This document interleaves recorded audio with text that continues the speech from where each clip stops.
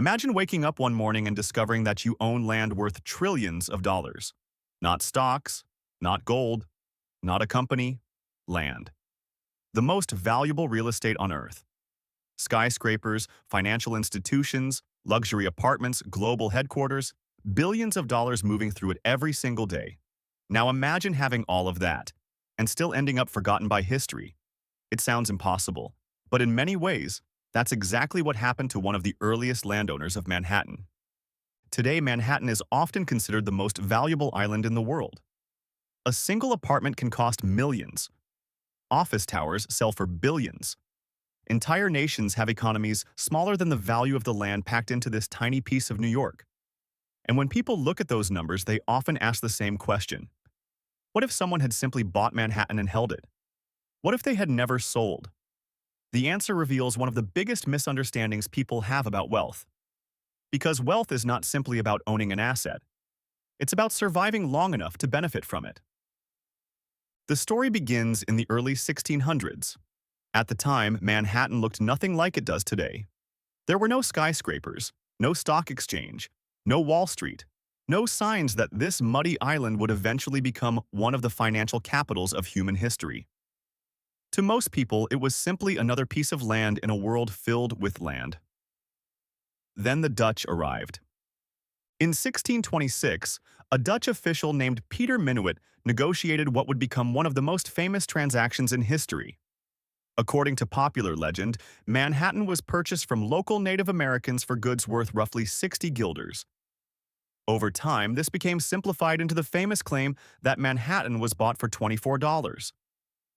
The exact details are debated by historians. The number wasn't really 24 modern dollars. The people involved likely had completely different understandings of ownership, and the transaction itself was far more complicated than the popular version suggests. But the myth survived. A tiny payment for what would eventually become one of the most valuable places on Earth. And every time people hear this story, they immediately reach the same conclusion. Those people must have made the worst deal in history. But that's where things become interesting, because the story isn't really about Manhattan. It's about something much bigger. It's about why owning a great asset is often not enough. And every time people hear this story, they immediately reach the same conclusion. Those people must have made the worst deal in history. But that's where things become interesting, because the story isn't really about Manhattan. It's about something much bigger. It's about why owning a great asset is often not enough. Most people imagine wealth as a straight line. Buy asset, hold asset, become rich. History rarely works that way. Because between purchase and profit, there is time.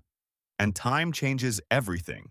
Governments change, laws change, taxes appear, wars happen, economies collapse, families divide inheritances, entire civilizations rise and fall.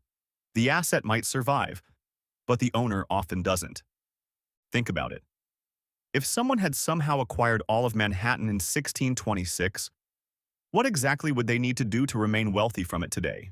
They would need to survive nearly 400 years of history, 400 years of political change, 400 years of wars, 400 years of taxation, 400 years of inheritance disputes, 400 years of economic crises, 400 years of opportunities to make mistakes. The challenge was never buying Manhattan. The challenge was keeping Manhattan. And history shows us that this challenge destroys fortunes with remarkable consistency. Across Europe, aristocratic families controlled vast estates for centuries. Some owned more land than modern cities. Some controlled territories larger than entire countries. Yet when you look at those same families today, most of them are gone. Their land survived. Their wealth did not. Why? Because wealth tends to fragment. One generation builds, the next maintains, the third consumes, the fourth struggles, the fifth remembers stories about how rich the family used to be. This pattern repeated in France, it repeated in Spain, it repeated in the Ottoman Empire, it repeated in Russia. Again and again, land remained valuable while ownership changed hands. People often assume that wealth disappears because assets become worthless. In reality, wealth usually disappears because owners fail to keep control long enough to benefit from the asset's long-term value. This is one of the biggest misunderstandings in investing. People focus obsessively on identifying the winning asset. They ask which stock will become the next Amazon, which cryptocurrency will explode, which city will become the next Manhattan. But finding value is only half the equation. The other half is surviving the journey. Consider Amazon. Looking backward, it seems obvious. One of the greatest investments in history. But investors who bought Amazon in the late 1990s watched the stock lose more than 90% of its value during the dot-com crash. 90%. Imagine investing $100,000 and seeing it become $10,000. Most people never experienced Amazon's incredible long-term returns, not because they chose the wrong company, but because they couldn't survive the volatility. The same thing happened with Bitcoin. Today, people look at Bitcoin's long-term performance and imagine easy riches. But along the way, there were multiple crashes exceeding 70%. Some exceeded 80%. Each crash convinced millions of people that the asset was finished. Many sold. A few remained. The difference between those groups wasn't information. It was endurance. And that is where Manhattan becomes such a powerful lesson. Looking backward, Manhattan appears inevitable. Of course it became valuable. Of course it became the center of global finance. Of course it became one of the most expensive places on Earth. But none of that was obvious in 1626. Looking forward, it looked like mud, trees, and uncertainty. Looking backward, greatness appears predictable. Looking forward, uncertainty is the price of admission. History constantly tricks us this way. We confuse outcomes with inevitability. We assume that because something happened, it was obvious. But the people living through those moments didn't know the future. They faced uncertainty just like we do. They made decisions with incomplete information just like we do, and many of them were technically correct about the value of their assets, yet still failed to benefit from them. That's why wealth isn't simply about buying valuable things. It's about building a life capable of surviving uncertainty. Because the asset is only one part of the equation, the owner is the other. And history repeatedly shows that owners fail long before great assets do. The island survived. The generations didn't.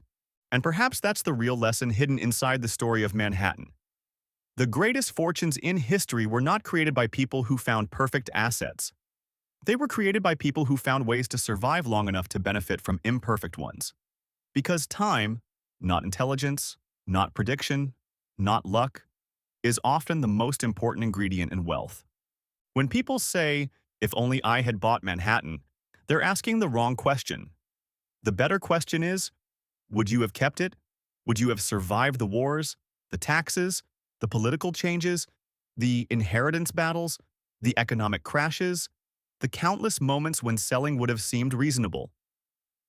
History suggests the answer is probably no. And that's exactly why Manhattan became so valuable. Not because it was easy to own, but because it was almost impossible to keep.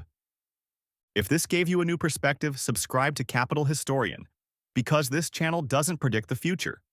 It reveals the patterns hidden inside history long before they become personal. And if you enjoyed the video, hit like. And if you didn't, hit dislike. It still helps more than doing nothing.